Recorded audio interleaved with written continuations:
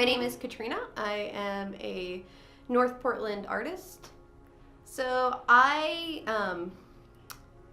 come from a very creative background. My dad's a playwright and a director, so I literally grew up in a theater for part of my life. But I had always decided I wasn't going to do art. That was like not going to be what I did.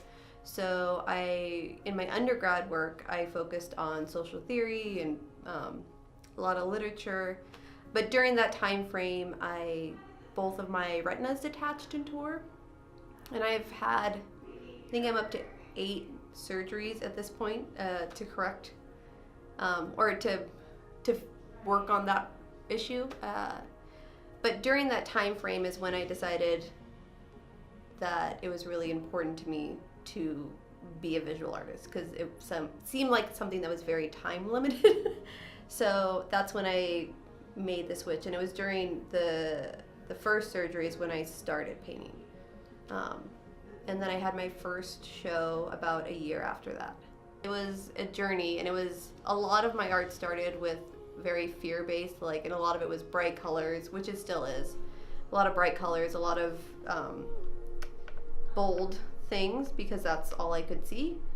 But now I'm doing it not necessarily because I'm afraid of that I'm gonna go blind. I do it now because it's the only thing that keeps me sane. So the more work I do, I'm a workhorse. That's where I thrive the best. I don't do really well not having things to do, and it's one of the things that, because I love painting, that's all I want to do. Even when I have time off, I'm like, what am I gonna do now? I'll start another painting.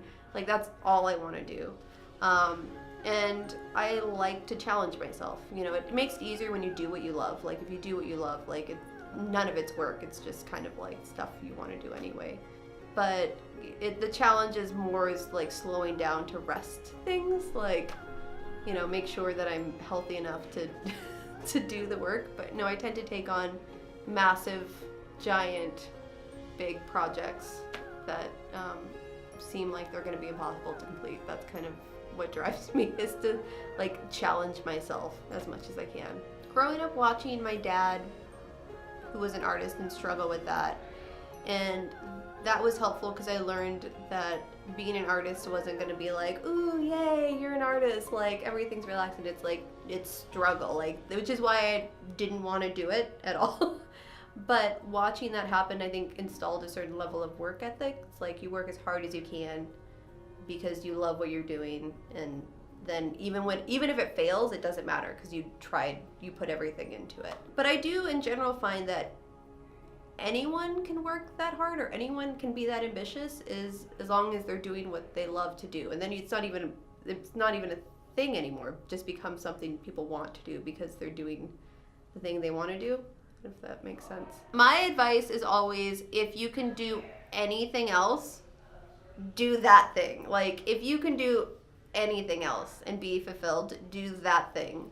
Because it's really hard, it's really difficult. But if you're like me, who can't seem to do anything else, if I don't paint, I'm a crazy person. I'm a crazy person normally, but I'm a crazy person. If you have to do it, then, say yes to everything. Any opportunity, you don't know where it's going to lead you. I did some backstage at fashion shows. I'm almost 5'2". I don't belong anywhere near a fashion show.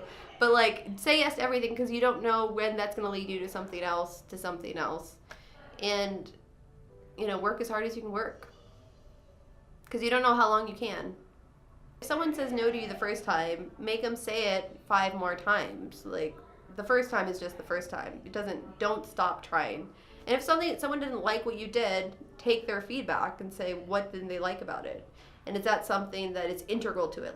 If they don't like this thing, maybe I could try this thing. Learn from that. Learn from what other people are thinking.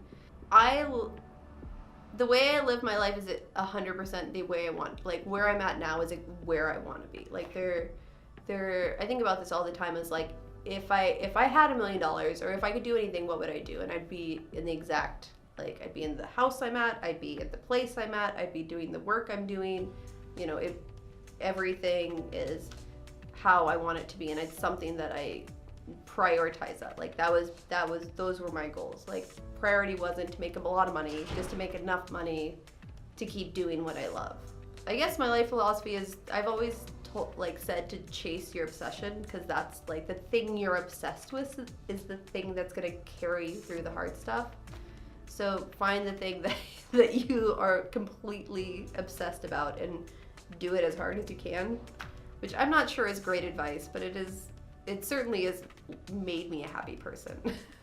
I come from sort of a family history of depression, and it's definitely something that I've dealt with, and it's something that, which is what I say, is like, if I'm not painting, I'm not okay. Like, you know, it's hard to go outside, and then it's like everything's scary, and it's like, oh, I can't do anything. So for me, the fix, or the thing that motivates me, is the work. Like, to do the work, to do the thing that I love, to focus on that helps to motivate me. And otherwise there's nothing, like, you know, it's like, why would I get out of bed? It's like, oh, I'm really excited about this painting. Like, I don't have an alarm clock anymore. I wake up at 6:30 in the morning because I'm excited to like do a painting. Like, that's crazy. Like, and I go to sleep at like 2 in the morning. Like, I just wake up excited, which is really cool. Like, that doesn't happen. And it's when I'm not doing the things like painting or doing art that fulfills me, is when that goes away. For me, it was really important to, when I was in my 20s, to do something great, whatever that means. Like, that's so broad. And then now it's sort of like, I'm just doing what I'm doing, and I'm trying to do the best that I can at that. And there is no comparison, like, 'cause no one else is living my life. Like, there's no, like, it's mine. I'm doing it. So I don't compare myself to anyone anymore. I mean, maybe if someone came and did the exact same painting I did and did it better, like, maybe, but still, like, it doesn't, for me, it's the experience of doing it, of doing the art, that I'm getting things from, because the product doesn't mean much to me. But yeah, no, the comparison is something I think you do when you're young, and then you realize that does not help you at all. And now I look at other people's styles and I'm inspired by them. Like, oh my gosh, how do they do that? That's so great. Like, you know, looking at that and just being inspired by people and how great they are, and not doing like, oh no, like, I'll never be that good. That being said, I've totally gone to galleries and museums and left crying and like ready to like quit everything, and then like taken a second and like gone on from it. So my skin at this point is pretty thick. Like, you know, like, I worked at a call center, which taught me how to take insults, take like what people can give me.